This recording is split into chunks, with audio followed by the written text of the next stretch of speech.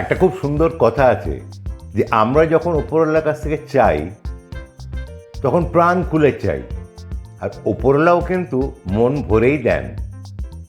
যদিও সাধারণত আমরা পাওয়ার হিসেবটা করি না, না পাওয়ার হিসেবটা করি। যাকে আমরা যখন চাই তখন প্রাণ খুলে চাই, উপরওয়ালাও প্রাণ খুলে দেন। কিন্তু আমরা ওনার নামটা করি কিন্তু গুনে গুনে, হিসেব করে। হ্যালো বন্ধুরা, আমার নাম সন্দীপ গুপ্ত। আজকে একটা ছোট্ট গল্প আপনাদের বলবো, একটা বাচ্চা মেয়ের গল্প। একটা জায়গায় একটা বড় ওষুধের দোকান ছিল। এই দোকানে খুবই ভিড় থাকতো, কারণ ওখানে মোটামুটি সব কিছুই পাওয়া যেত।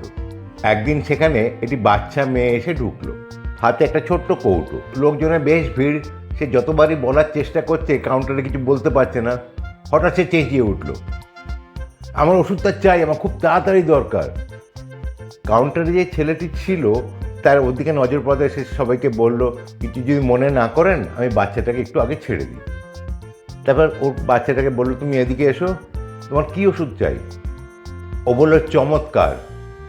কাউন্টারের ভদ্র একটু চমকে উঠলেন, বললে, কী ওষুধ আরেকবার বলো? বললো, চমৎকার। আমার বাবার খুব শরীর খারাপ, একমাত্র চমৎকার হলেই ঠিক হবে, একমাত্র চমৎকারই ঠিক করতে পারে। ওখানে একজন বয়স্ক ভদ্রলোক দাঁড়িয়েছিলেন। উনি বাচ্চাটির কাছে গেলেন, গিয়ে বলেন, তোমার বাবার কী হয়েছে? বল, বাবা অনেক দিন ধরে হসপিটালে আছে। আমি মাকে প্রায়ই জিজ্ঞেস করি বাবা কবে আসবে। মা রোজই বলে, হ্যাঁ এসে যাবে এসে যাবে। আজ হসপিটাল থেকে ফিরে এসে মা মামার সঙ্গে যখন কথা বলছিল, বলল যে ডাক্তার বলেছে আর কোনো আশা নেই, একমাত্র চমৎকারই বাবাকে বাঁচাতে পারবে। একটা ওষুধ এনে চেষ্টা করতে পারে, তার অনেক দাম, আমার কাছে সে টাকা আর নেই, আমার এমনি যা ছিল সব এমনি শেষ হয়ে গেছে। তো আমি ভাবলাম মার কাছে না হোক, আমার কাছে অনেক টাকা আছে, বাবা আমার ব্যাংকে প্রত্যেক দিন টাকা দিত, সেই টাকা দিয়ে আমি চমৎকার কিনে নেবো। ভদ্রলোক বললেন, তাই? তোমার কাছে দেখি তোমার ব্যাংকটা। তো মেয়েটি তার টাকার বাক্সটি দেখালো। ভদ্রলোক, বাবা এই তো অনেক টাকা, এত টাকা লাগবে না, চলো তুমি আমার সঙ্গে চলো। ওই ভদ্রলোক ছিলেন একজন নাম করা ডাক্তার।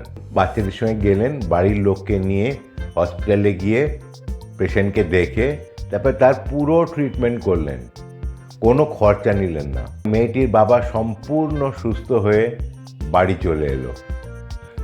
জীবনে এমন অনেক খারাপ সময় আসে যখন মনে হয় সব শেষ হয়ে গেছে, সব রাস্তা বন্ধ হয়ে গেছে, এখান থেকে আর বেরোনোর উপায় নেই। হালটা না ছেড়ে শেষ পর্যন্ত ওই বাচ্চাটার মতো চেষ্টা করবেন, কারণ আমরা জানি না কখন এই চমৎকার আমাদের জীবনে আসছে। ভিডিওটি দেখার জন্য ধন্যবাদ। ভালো লাগলে প্লিজ সাবস্ক্রাইব, লাইক, অন্যদের সঙ্গে শেয়ার করবেন। ভালো থাকবেন, সুস্থ থাকবেন।